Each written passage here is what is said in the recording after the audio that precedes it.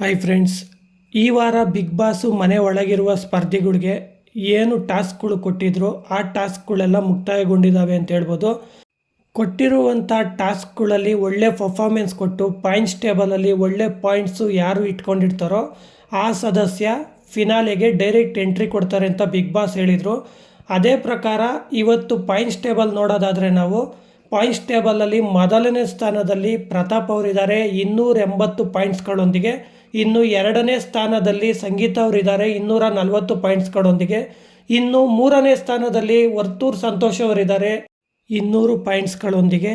ಆದರೆ ಮೊದಲನೇ ಸ್ಥಾನದಲ್ಲಿರುವ ಪ್ರತಾಪ್ ಅವರು ಫಿನಾಲೆಗೆ ಎಂಟ್ರಿ ಕೊಟ್ಟಿದ್ದಾರೋ ಇಲ್ವೋ ಅಂತ ಇನ್ನೂ ಖಚಿತ ಆಗಿಲ್ಲ. ಯಾಕಂದರೆ ಈ ವಾರ ವಿನಯ್ ಅವರಿಗೆ ಒಂದು ವಿಶೇಷ ಅಧಿಕಾರ ಇದೆ. ವಿನಯ್ ಅವರು ಇದುವರೆಗೂ ಆ ಅಧಿಕಾರನ ಬಳಸುವಂಥ ಸಂದರ್ಭನ ಬಿಗ್ ಬಾಸ್ ವಿನಯ್ ಅವರಿಗೆ ಇನ್ನೂ ಕೊಟ್ಟಿಲ್ಲ.